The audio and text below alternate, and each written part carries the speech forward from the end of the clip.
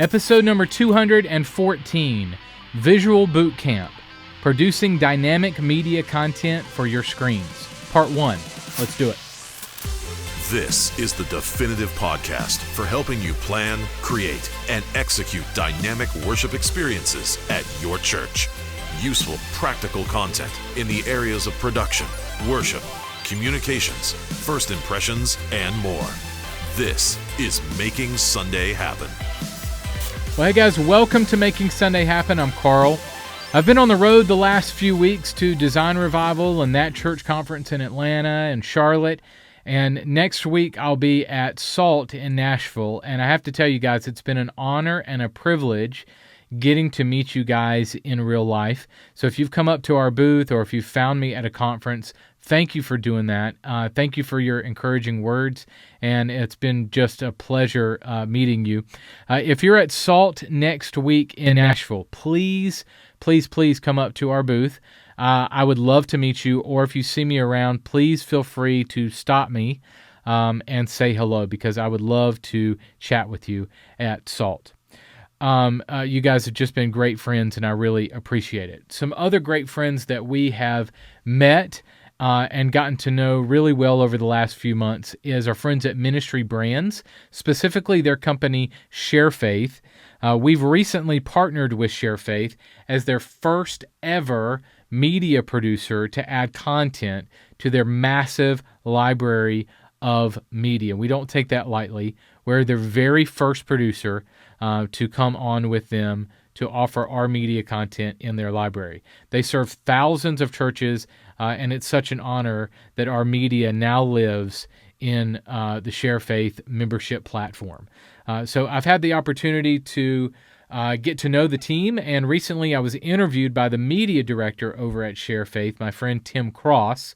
So I'm going to share a trailer with you that was their big announcement, announcing 1230 Media coming on as their first producer, as well as share a little snippet of a longer interview that I had with Tim Cross. So just a couple of minutes of that interview so that you can check that out.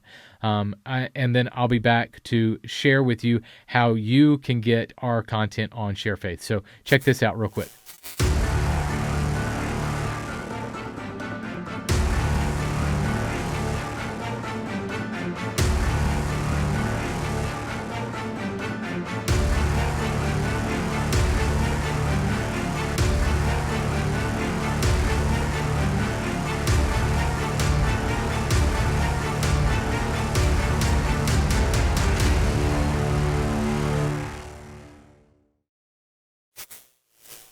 Hey everyone, this is Carl with 1230 Media. Like I said, he is one of the first partner producers that Share Faith is partnering with, that we're adding to the media library. And I just wanted to do a quick interview with him, just so you guys could, one, get to know him, but just kind of get into the mind of him. So hey Carl, what's up? What's up, Tim? So excited to be here, man. Thanks for hanging out, man. Appreciate it. Yeah, we're super pumped to have you and your team added to the library. You've created so many amazing media pieces over the years. 1230 Media. I don't know how long have you guys been around now? Yeah, 4 years. About 4.5 years. Yep, almost 5. So that amazing. So a question for you is, what kind of started this path for you for 1230 Media? Yeah, so it's a very interesting path. So I started about 10, 15 years ago. I started in radio, and then my first big job was at an international ministry working at an older ladies Bible teaching program. Hey, small beginnings, my friend. Small beginnings. Yeah, it was awesome, though, because I worked with a lot of older people and seasoned people, veterans in the industry, and they really taught me so much. So I came in as an editor on a Bible teaching program. Oh, nice. And then quickly... Are you going to tell us which one? Yeah, Kay Arthur. All right. The lady's name. Yep. So I edited her program, and then within 6-8 months, several people left, and so they moved me up. And so here I am, a young guy directing a television show. I'm, early 20s. Directing a Bible teaching program, but we were really reaching a lot of young people through different platforms with that.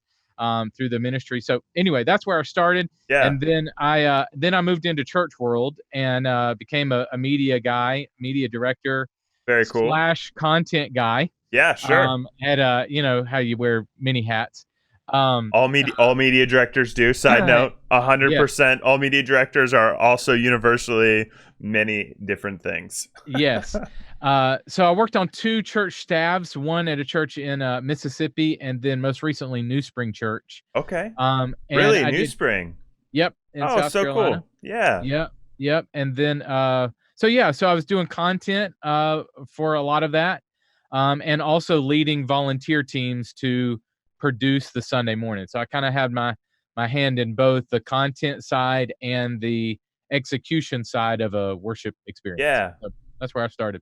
Oh, so cool. What out of those two like kind of worlds, because they're different worlds, like the production world versus the content creation on the back end, completely different worlds. Which Yeah. one did you favor? Yeah, so I'm probably going to gravitate toward the content side, to be Yeah. honest. I love motion graphics. I love video work, Yeah. design work. So I'm probably going to gravitate toward there. But I mean, honestly, man, the execution of Sunday and working with volunteers, I mean, that's a passion of mine too. But if I For had to, sure. if you had to pin me down, it's probably on the content side. Well, we don't want to pin you down, but I do have another question for you. So that's Yeah. amazing. What was the kind of transition period then for you to start 1230 Media? Yeah. So one thing I started realizing years ago is that either there was a lot of churches that either they could not afford a full creative team. So at a church in Mississippi, I was the only content guy for 5 campuses, 5. And I was doing all the Hold on. sermon series Let's stuff. pray for you. Yes, You probably exactly still have right. some wounds from that, the stress. Exactly right. Yeah, I can show you my bullet holes. Yeah, so 5 campuses. So people would walk in. This was a church of 10, 15,000 people, and people would walk in going, "Oh, you must have a full team of people," which we had a communications team Yeah. that would do some web and do some other things. But as far as like content for the worship experience, I was it, man. And I was like, good gracious. And I couldn't get to students. I wanted so bad to help student ministry and kids ministry, but I'm like, guys, there's no way. I mean, I'm completely tapped out. So I started seeing churches that had the need of either no money for a creative team, Sure. or they're a big church and they have a full creative team, but their team is tapped out.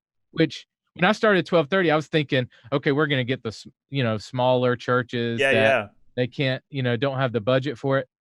And we got those, but we're also getting huge churches that have full creative teams, but they're like, hey, we have so much media content need that we're going to outsource our sermon stuff and our promotional video stuff, that stories that other people that you can tell. Like we can tell our testimony stories. For sure. Like that's what we need to focus on as a church. We need you guys to come in and handle sermon series, promo material, lyric media, that sort of thing. And so we kind of serve both. So that's what kind of started 1230, is the seeing the need for that. And the Lord just kind of laid it on my heart to branch out. And honestly, it just flooded very, very quickly. The need is out there for quality media content. That's one thing I'm passionate about too, is media that doesn't stink. All right, guys, just go to sharefaith.com to check them out, sharefaith.com. We've added over 60 of our mini movies to their site, and we'll be adding Series in a Box. That's coming next to their platform. And then we'll add our service packs and other content. So if you're already a member at Share Faith, our content is already included in your membership. So really cool. We're so blessed to partner with those guys at Share Faith. Sharefaith.com is where to go. And more big news is coming on the way in the next couple of months. I can't tell you everything just yet, but just wait. We're planning some really big stuff with Share Faith and their entire team. So I'm really, really excited about it, and I'll share more with you over the next couple of months. All right, in this episode of the podcast, you're going to get me, so hang on tight. We're going to be showing you my full, unedited Visual Bootcamp workshop from SALT 18. Now, in this workshop, I walk through how to enhance your screen visuals for your worship experience. So think through everything that's on screen during your worship experience in that order, okay? Pre-service announcement loop, countdown, worship slides, bumper and message content, performance pieces, worship slides again. Everything that is in your worship service from start to finish, we're going to talk about in this workshop. So I'm going to walk through all of those elements in your worship experience, and I'm going to give you tons of ideas on how to enhance those elements and use those times in your worship experiences more strategically. So maybe with countdowns, it's not just the numbers on screen. You're using that time a little bit more strategically for your church. So I'm going to just flood you with ideas and practical, just things to think about in this workshop. So this is part 1 of 3 of this Visual Bootcamp workshop. So I did the entire pre-conference session last year at SALT. So it's like 3 or 4 hours long. So it was a marathon. So we're going to break that content up into 3 different episodes for you this week and over the next 2 weeks as well.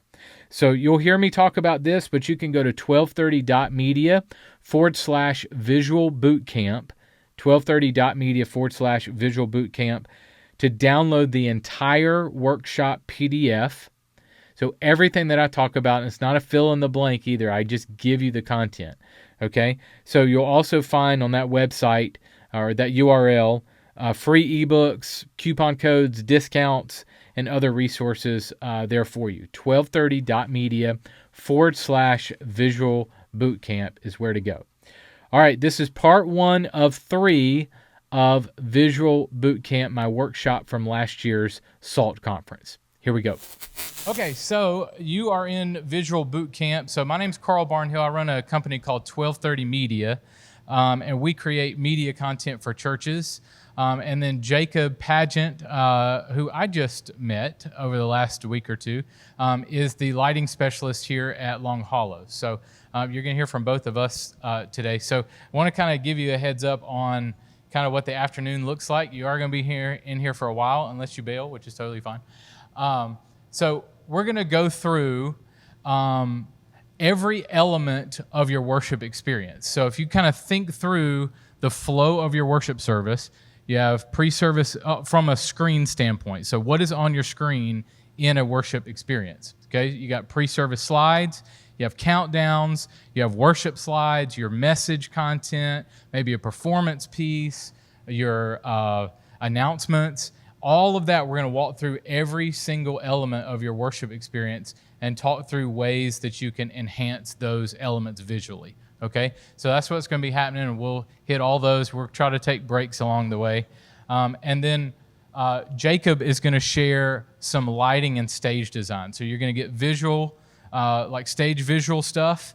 You'll get lighting, and you'll get stage design. So that's what the afternoon will look like. Okay, so before I go here, let me give you, I wrote it down, but let me give you this real quick. You can follow along with me at this URL, 1230.media/Visual Bootcamp, and the numbers will work too, 1230.media. And this is everything that I'm going to cover. We're going to add Jacob's PDF to this site too, so you can get both. But this is no fill in the blank, nothing like that. So, and all the content that I'm going to cover is on that PDF. So feel free to listen, feel free to take notes, but it's all right there for you, and you just kind of follow along and be with me. Okay? All righty.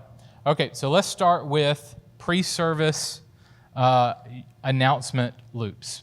Okay, so there's a few different ways that you can do your pre-service announcement loops. Okay?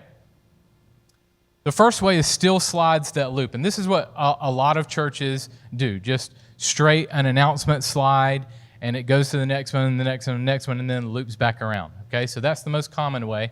And then the second way is motion graphics pre-reels, and I'll stop here and just say that as we go throughout the afternoon, I'm just going to hammer you with ideas, and some of them you've heard before, and some of them are going to be you've heard before, and there's a new spin on it, and some of them are going to be totally new. So I'm just going to hammer you with ideas of ways that you can visually enhance your screen. Okay, so number 2 is motion graphics pre-reels, and we'll go through each of these as the afternoon goes on.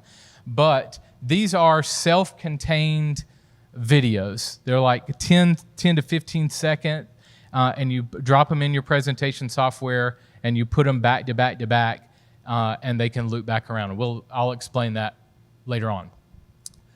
Another way you can do your pre-service slides is through video clips. So if you have B-roll or any type of footage, and I'll show you examples of that.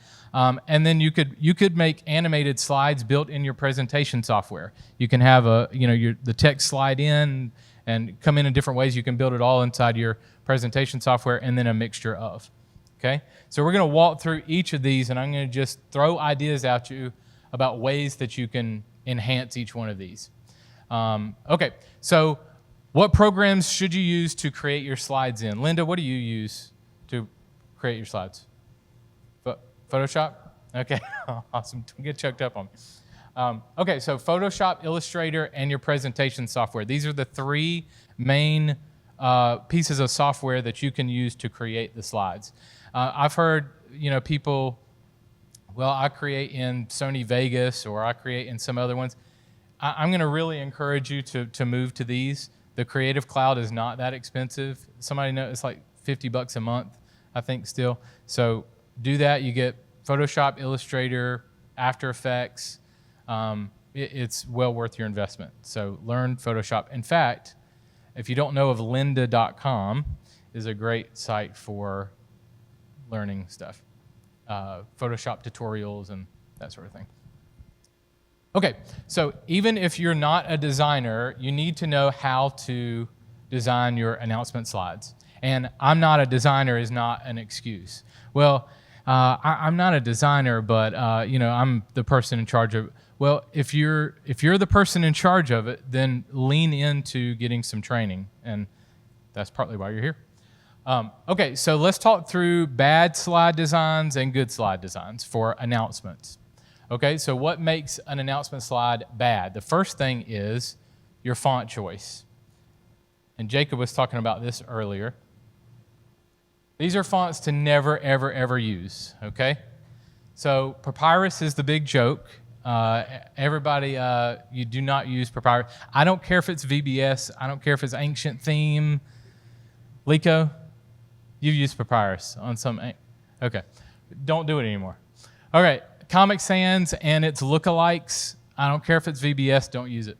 And here's some other ones to stay away from, okay? All right, so here's some other things that make your announcement slide bad, okay? A poor choice of photos or video. So if you choose photos that are not related to the subject matter of what you're talking about, or if it's just bad, be aware of that. Also, your layout. You want to really spend some time, and I'm going to show you some examples of bad layout versus good layout. But you want to spend some time on your layout. You don't just want to throw it together 15 minutes before worship service, right, Linda? Also, poor color choices. Yellows, bright colors, stuff like that is not usually good for your announcement slides. And background choices. Okay. So, some more things is poor quality or resolution. Let's camp out here for a second. If you go to Google and you pull down an image of some kind, one, that's illegal. Two, if you take the image that's like 200 by 200 pixels and stretch it out to where it fits your ProPresenter screen, that is bad. Do not do that. So if it pulls out to where it's pixelated, that's bad. Don't do that. You want to go to, and I'm going to give you a website here in a second with a bunch of great photo sites to go to that are high resolution. So you want to make sure, and this is a note that I don't think is in your thing, so this is something you might want to write down, is you want to make sure that any images or backgrounds that you use are at least 1280 by 720 in dimension size, okay? Now, I'm going to show you a way a little bit later that if it's smaller than that, a workaround to make it look nice. But as you're looking for high quality images, high resolution means at least 1280 by 720. Okay? So you guys feel free to stop me if you have any questions on any of that. Stretching images and also too much text. If it's way too much text on your announcement slide, it's going to look bad. All right, so here's some examples. Okay? So somebody give me some ways or some reasons why this would not be a good announcement slide. Yeah.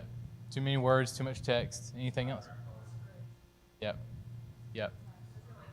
Same size font. Yep. No emphasis on certain things. Yep. I would also suggest that it's covering up a main part of the image. I see that often. Okay. So let me give you another example. Okay? And forgive me if this came from your church. Lico. Okay. So you see how the text is squeezed over here on the Bible study and fellowship? How it's kind of squeezed? I see that often. I also see, and this is kind of a rabbit trail, but I also see churches that take their announcement slide and put it into their website header and squeeze it and crunch it down, and they think it looks good, okay? It looks terrible. So make a announcement slide when you're building it, build it as 1280 by 720, and then when you go over to your website, find out what dimension size your header is, or social media, or wherever you're putting that, and make a alternate version that is for that platform. Does that make sense? So if your website header is some weird dimension, which it usually is, 1280 by 320, build it in Photoshop in that dimension size and deliver it to your communications team or put it on your website in that dimension size, okay? Social media graphics is usually 1200 by 1200 is usually a good solid dimension size for any social media platform. Make sense? Okay, here's another example of bad. All right, so lots and lots of text at the bottom, stretched graphic up at the top. The whole thing is kind of squeezed and pulled, so be aware of that. This is just this feels like 1989. So anything that you can do to, an idea here would be to go to other churches and look at their artwork, look at their designs, look at the top, just Google top 10 churches and look at their website and kind of see how they're laying out stuff, see the font choices that they're using, see how it's laid out and how it's designed. You can kind of get a feel of what's on trend. Okay, so let's switch gears and talk about what makes a good announcement slide. Okay, most of these are kind of the reverse. All right, so here's some current and some great fonts to use, okay? Gotham and Avenir are really, really popular right now. If you go with Gotham, you're probably not going to go wrong, okay? So the different weights of Gotham are good. Colfax is a font that I like that's not super popular, but it's very readable. Churches like, I was on staff at New Spring Church. That's their go-to font is Colfax. So there's some other ones. All right. All right, so let's talk about what makes an announcement slide good. All right. Again, use high quality photos, and you can go to this website, and this is a blog post that I did several years ago, and it's literally like 100 different websites that have high quality photos. Most of them are free. Some of them you got to pay for, like lightstock.com you got to pay for. Unsplash is the big one.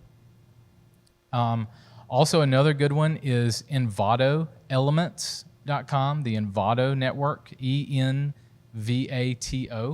Envato. And EnvatoElements.com, I think the yearly subscription is like $200 or something like that. And it's got a massive library of high quality photos that you can download. Lightstock has a lot of faith, is all faith-based. So if you're looking for a faith-based image, that's a good one to go to. But if you go to this site, all those are listed there for you. Okay. All right. We talked about this a little bit. Work on your layout. Use colors that are easily, not eastily, readable. Resolution of images, again, we talked about that, 1280 by 720, and keep your text to a minimum.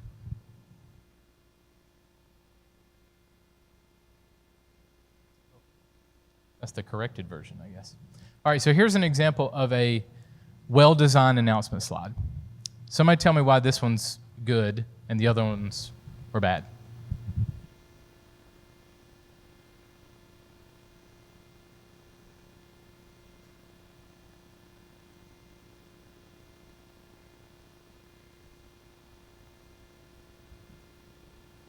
Yep, that's the big point that I wanted to mention, is you don't have to put everything on an announcement slide. In fact, what I would strongly encourage is for you to work with your web team to create a URL with all the information on it. So if you want to create a landing page, or if you want to send them to your church's homepage, then send them there, okay? And here's a couple examples of that. Okay, so it's just the dates, just the name of the church, just the website, just the essential information. They can go to chapelhill.cc and get what time it is, how to register, who to talk to. A pet peeve of mine is to put email addresses and phone numbers on announcement slides. I don't really like that. Contact Susan, because if you have a visitor, how do I know what Susan looks like, or where Susan is, or who I don't know who that is. So that will kind of move you from a kind of a old small church mentality into trendy, I guess. Okay, here's another good slide design. Simple, high quality photo, just the essentials, different weights of fonts, good layout. Here's another example. It is acceptable to pull these off of Google, like your App Store icons and stuff like that.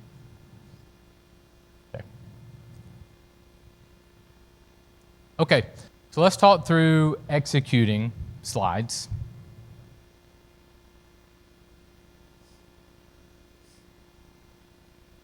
Found my place here. Okay, so first thing you want to do is import and play them in the correct resolution size. So if you have made it in Photoshop and it's 1280 by 720, and you bring it into ProPresenter or Media Shout, and it's squeezed, then you've kind of defeated the purpose, okay? So make sure that you're building it and exporting it or executing it, airing it, playing it in the same dimension size that you built it, okay? All right, and don't stretch them. All right. Any questions on still announcement slides? Anybody got any comments? Y'all feel free to stop me. Okay, so let's talk through motion graphics pre-reels. Now, this is kind of a new idea to people. Some larger churches use this. I built these when I was at New Spring Church. I'll show you an example of that in a second. So what these are is they're self-contained videos, okay? So they're about 10 to 15 seconds, could be longer, probably not more than 30 seconds long.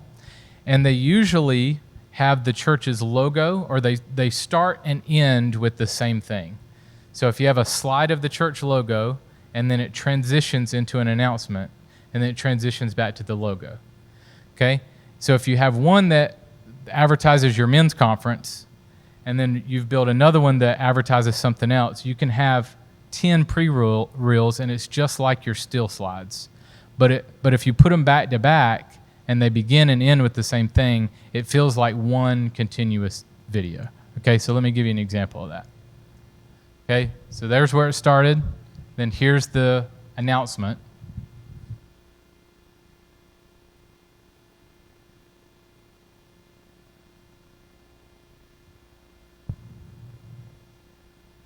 and then it goes back to the beginning. And then the next one in ProPresenter would start. So it looks like it's one seamless video, okay? But you can make them as individual ones so that if you want to remove 2 1 week, move them around, you can easily do that, okay? Usually a motion designer will need to make these, but you can, if you know After Effects, if you're playing around with Adobe Premiere or something like that, it's an idea for you to, okay, here's another example of pre-reel.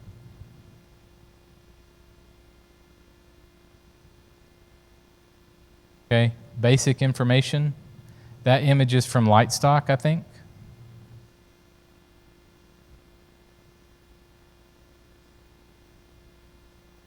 And it goes back to the logo.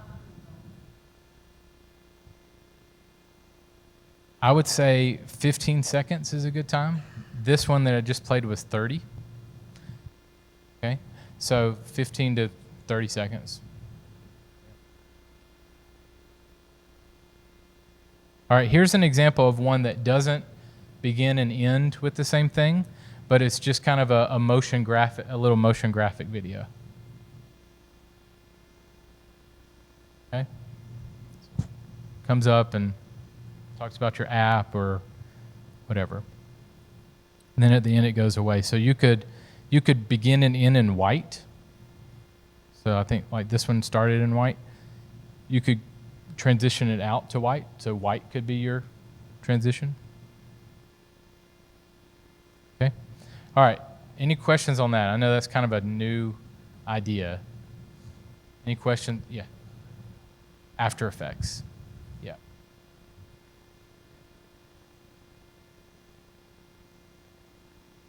Anybody else? That's probably the least common, but very, very trendy. New Spring uses this approach. Elevation uses this approach. Yeah. Okay. Let's talk about video clips. Okay.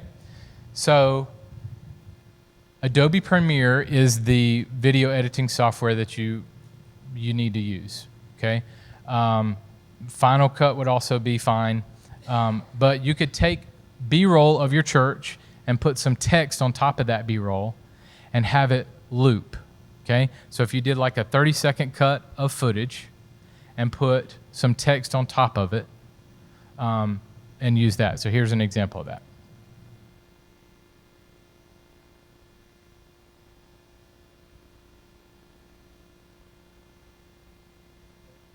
This just loops for 30 seconds. So you could do one that is welcome to our church. You could do one that's student camp, coming whatever, and have that information with footage of camp from last year. Okay. Adobe Premiere is the video editing software. Adobe After Effects is the motion graphic software. And I'm going to be honest, After Effects can be pretty intense. Does anybody know After Effects in the room? A couple people? It takes some time to learn. It's doable.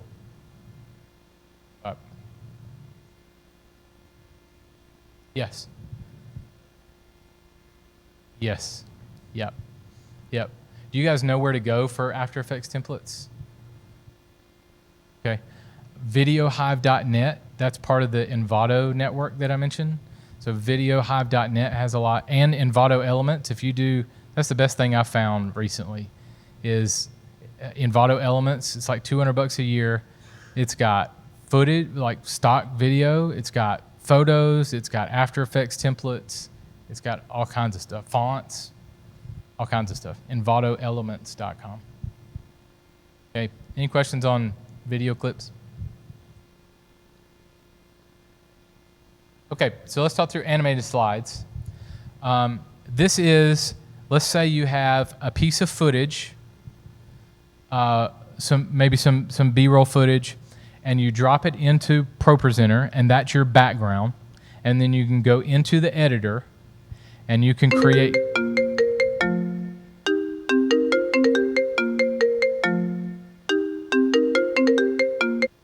Well then, that's new. Okay, so you're in ProPresenter, and you go into the editor, and you can animate the text in or out. Does that make sense? So here's an example of that. So B-roll of your tech team or whatever, and that's made in ProPresenter. Okay, in your editor, you can put a rectangle or bar. Okay, and then you could make it loop. Okay. Anybody tried this technique before? Okay, and then you can use a mixture of these. So I'm going to play this and let it roll for a little bit, and you can see.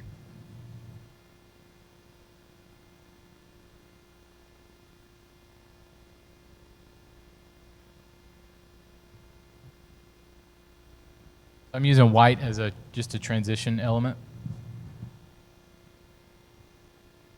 Try a mixture of. Okay, I'm going to move to countdowns and talk about ways that you can enhance your countdown. But is anybody questions or anything on how to enhance your announcement slides? Okay. Clint?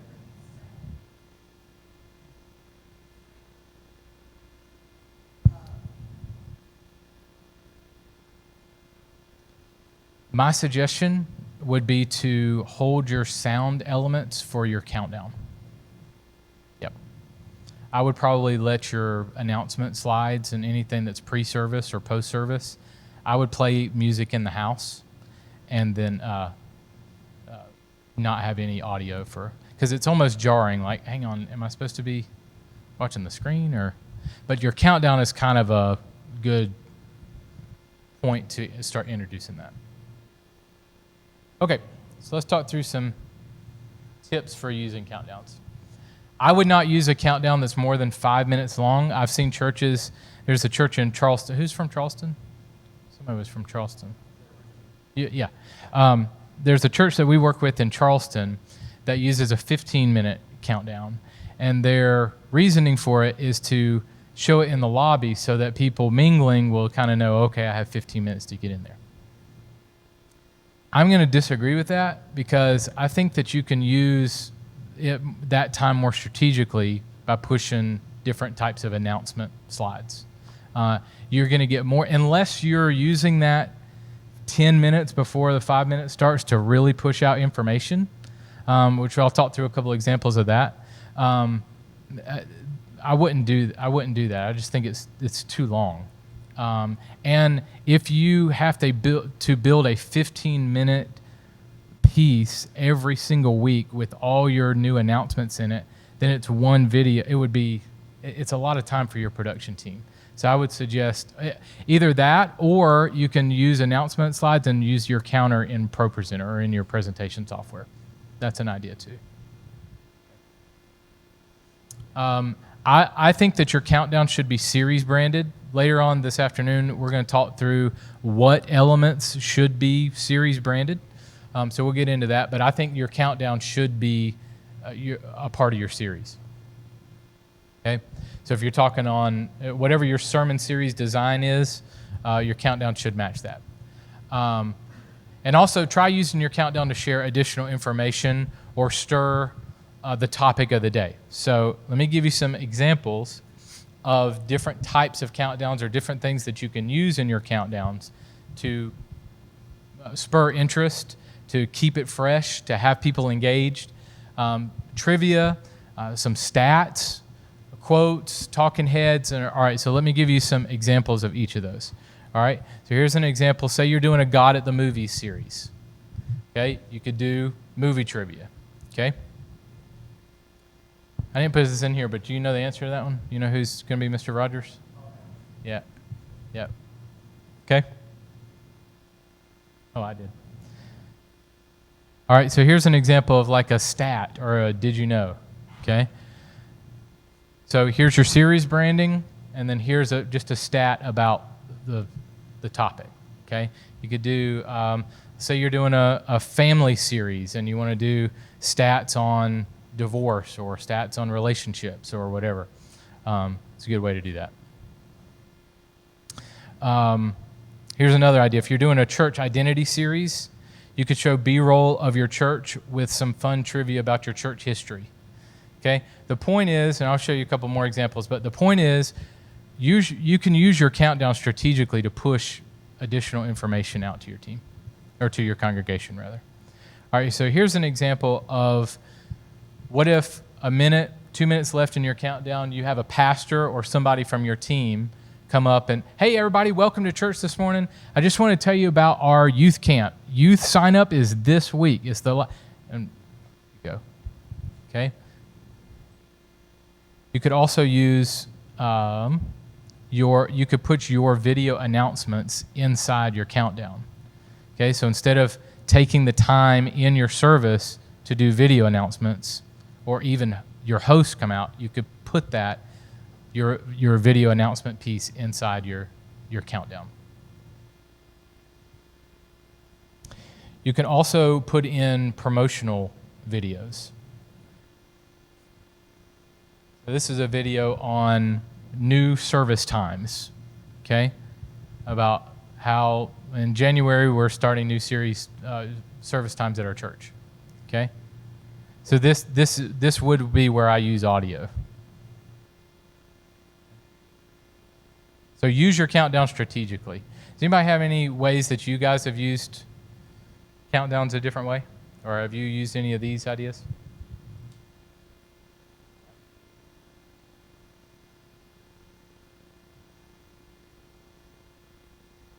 Okay, so this one was built in After Effects. You can download a plugin in After Effects to put it on there, or there is a countdown feature in ProPresenter that you can use. Is there one in Media Shout? Somebody tell me. I know. Do you know? Yeah. Okay. Yeah. Yeah. I'm sure you can. I haven't played with it in a while. Do you want to speak to that?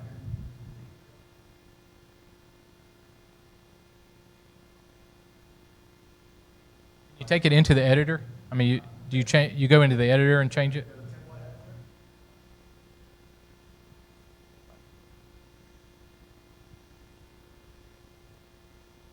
That makes it, yeah.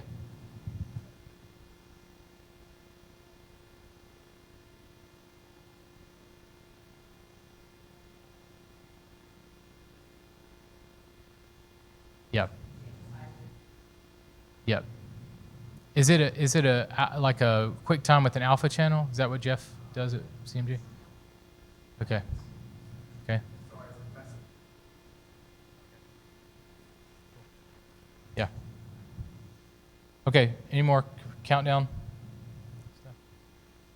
Does Media do we get an answer on that? Does Media Shout have that? The show notes for this episode are available now at makingsundayhappen.com.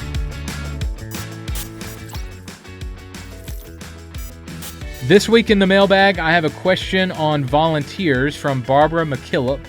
Barbara was telling me that at her church they are doing a series on eternity and using things like a real casket to talk about death and the afterlife. She was saying that the series is more mature and that they're having trouble with kids going into the auditorium. And she was asking about ideas to encourage little ones to attend the kids' ministry activities instead of being in the worship service for this series. So here are my suggestions to her, and maybe these will help you out as well too. So you have a series that's maybe PG-13, and you need some ideas to encourage parents or set up parents up well in order to encourage their little ones to go into the kids' ministry space, okay? Number one, obviously you want to mention it from the stage in the weeks leading up to the series and let parents know the subject matter of what you'll be covering and be aware that the content might be too mature for kids under 13. Okay, so mention it from the stage. And this is going to take a little bit of planning, but mention it from the stage of the series that you have coming up. That's one. 2, you want to share that same information in any announcement videos that you might use. So if you use video announcements or clips from your pastor, that sort of thing, you want to include this information in your video announcements just to give people a heads up that it's coming. 3, you may want to put it on social media along with the marketing of this series, like a little disclaimer at the bottom of your series graphic on social media maybe, that just says this series may contain content too mature for kids under 13, something like that. 4th idea is you might put up signs at every door in the auditorium that says this series is PG-13 and may contain themes not suitable for children under 13. Okay, last idea is you could also have your greeters politely inform parents as they walk in of the content for this series. So if you want to just let parents know that have kids, hey, this content is a little bit more mature, you make the decision as a parent, but I just wanted to inform you of that information. Okay, so those are some ideas for setting parents up well that might be attending your worship experience. Now, I say all that, and then I say this. Don't overkill this, okay? You don't want to freak people out that you're, doing this really weird series when it's really not. So be careful not to overdo it. You can probably, there's a line where you're going to mention it way too much. But if you just kind of cover your bases in those areas, at some point you're covered, so the parents know, they have the knowledge to make their decision for their children. And at that point it's up to them. So they can't come and say, well, you didn't tell me. Actually, we did multiple ways and multiple times. You can be nice about it, but you can say, these are the chances that we tried to communicate that information to you. So in the future, on the next one, these might be some places to look for that information there. So, okay. So I hope this information helps you if you're in that situation where you have a PG-13 kind of series. Okay, next week we'll be continuing with part 2 of my Visual Bootcamp workshop. And I hope you'll join us for that. Again, today was part 1. This week was part 1 of 3 of that workshop. So next week will be part 2. Our website has tons of free content for you as you're making Sunday happen at your church. You can visit makingsundayhappen.com for show notes for each episode of the podcast. And while you're there, you can check out our blog, our training videos, and other resources for you as well. makingsundayhappen.com is the website to go to. Well, thank you guys for listening and watching this week. Go out there and create some incredible worship experiences this weekend. I'll catch you next week. Making Sunday Happen is a production of the ministry of 1230 Media. For show notes, archive episodes, and more free resources for your church, visit makingsundayhappen.com.